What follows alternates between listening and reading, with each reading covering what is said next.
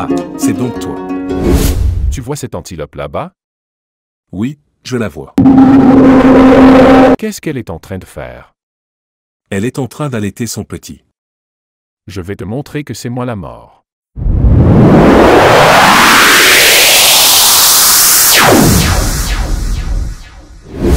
Maintenant je suis convaincu que tu es vraiment la mort.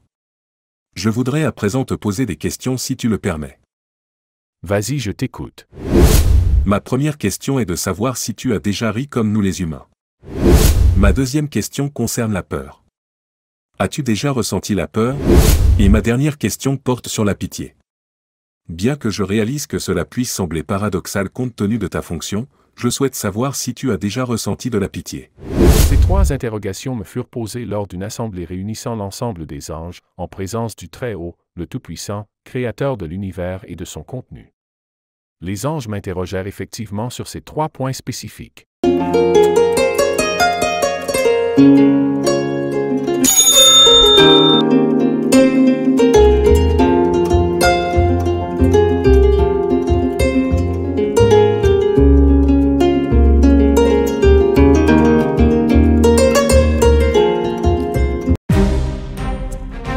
Celui-là aussi est costaud. Et il semble être aussi fort que moi. Mais je ne lui laisserai pas le passage.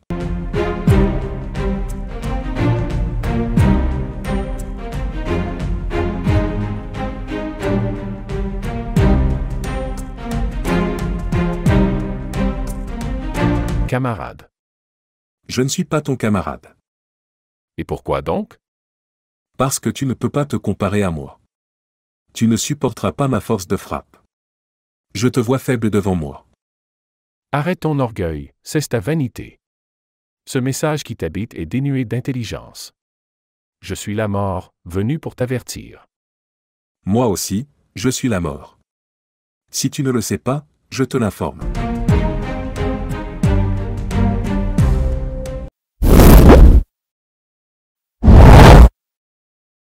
Sais-tu faire cela?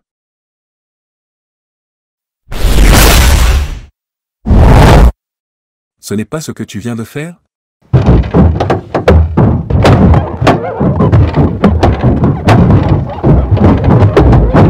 En vérité, je suis la mort. Je te dis que moi aussi, je suis la mort. D'accord. Mais dis-moi, pouvons-nous faire route ensemble? Bien sûr, si tu veux. Je me rends à une cérémonie quelque part. On peut avancer ensemble. Nous avons perdu assez de temps ici, alors dépêchons-nous.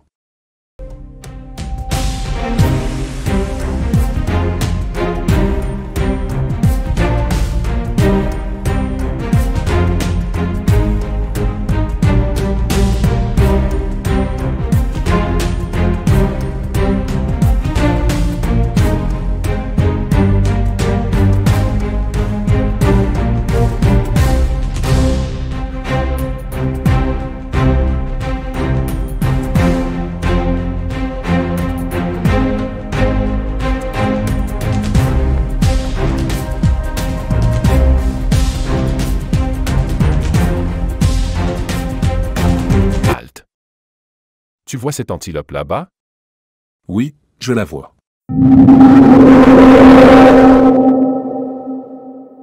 Qu'est-ce qu'elle est en train de faire? Elle est en train d'allaiter son petit. Je vais te montrer que c'est moi la mort.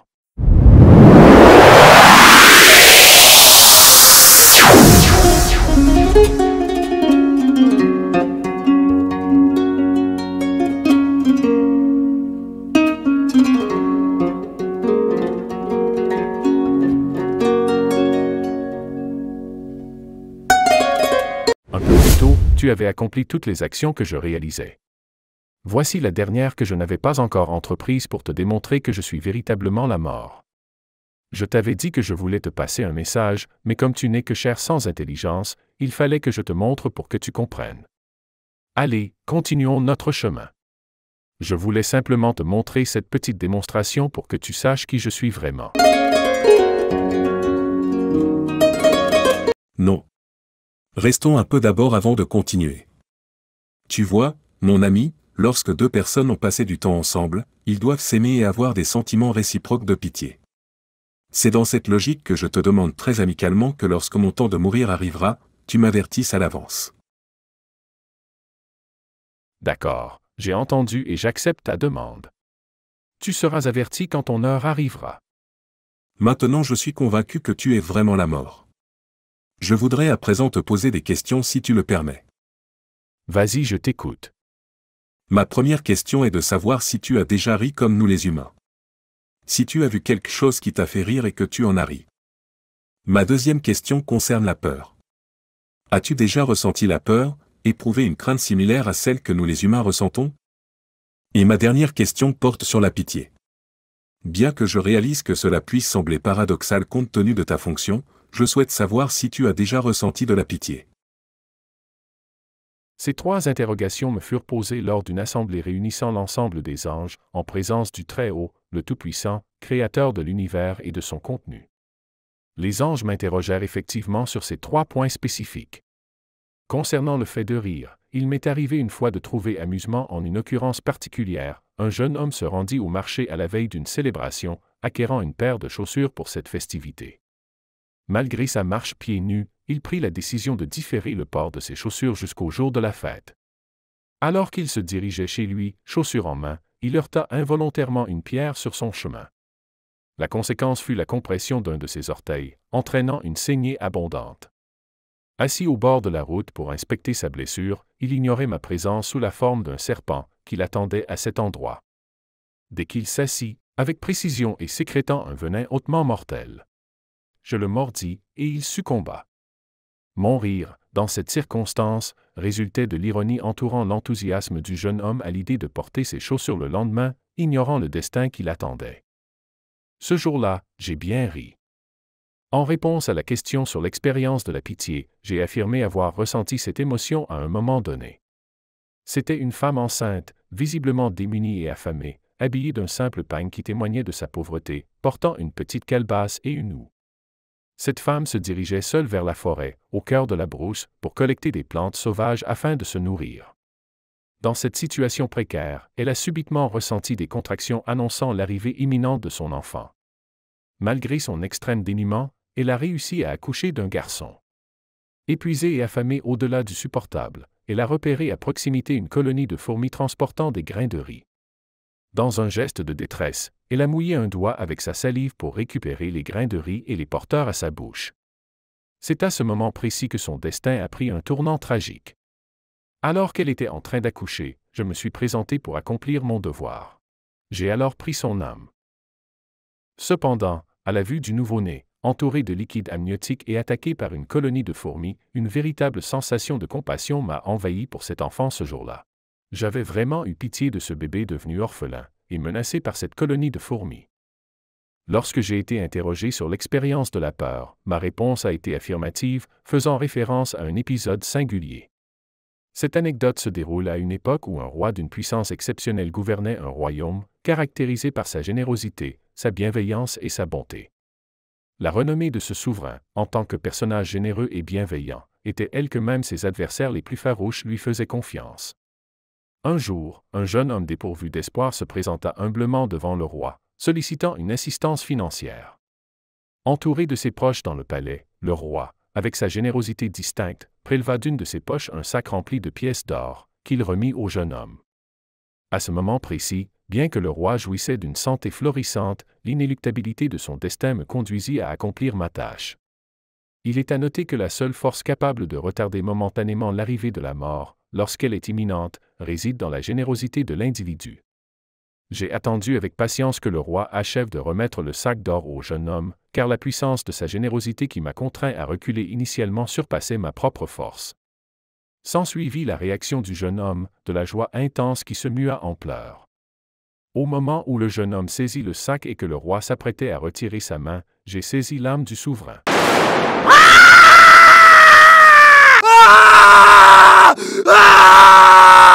Cependant, à la constatation de la chute du roi et aux hurlements humains qui résonnèrent, débutant par ceux du jeune homme puis se propageant parmi l'assistance et à travers toute la cité,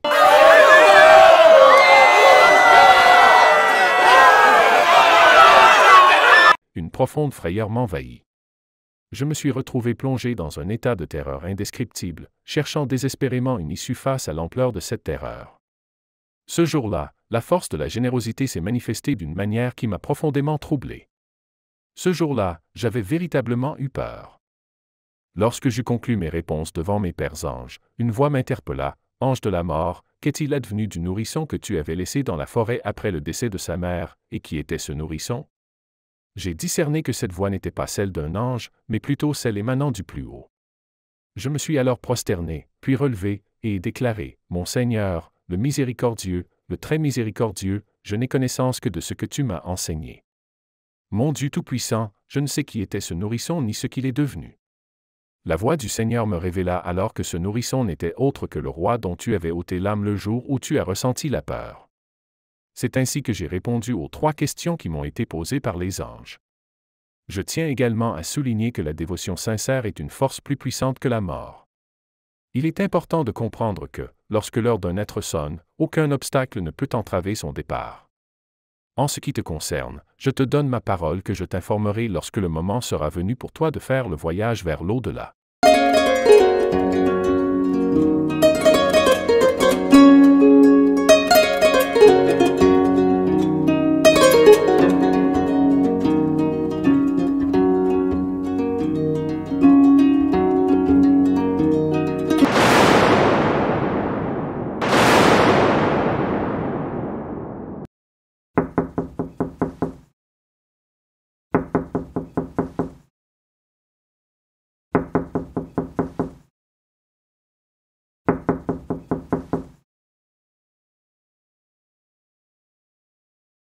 Camarade. Qui est ton camarade? Camarade. Que cela soit la première et la dernière fois que tu t'adresses ainsi à moi. As-tu perdu l'esprit? As-tu pris le temps de te regarder et de me regarder avant de m'appeler camarade? Je suis plus âgé que ton propre grand-père. Qui es-tu d'ailleurs, et que viens-tu faire jusqu'ici dans ma demeure? Mon ami, ne m'as-tu donc pas reconnu? Écoute attentivement ma voix et souviens-toi. Ah, c'est donc toi. Pourtant, nous avions convenu que tu m'avertirais avant de venir. Pourquoi me surprends-tu ainsi? Oui, je t'en avais fait la promesse, et je n'ai pas manqué de la tenir. En entrant ici, j'ai frappé à plusieurs reprises, mais tu n'as rien entendu. Pourtant, il fut un temps où tu percevais le moindre bruit à cette distance. Tu ne m'as pas reconnu, mais quelques années en arrière, même si nous étions séparés par une poussière dense, tu m'aurais identifié. De plus, observe la couleur de tes cheveux. Tout cela constituait des signes et des présages annonçant mon arrivée. Ne pourrais-tu pas, par notre ancienne amitié, repousser l'échéance un peu? Malheureusement, non. Notre amitié ne peut influer sur l'échéance, je le crains, mon ami.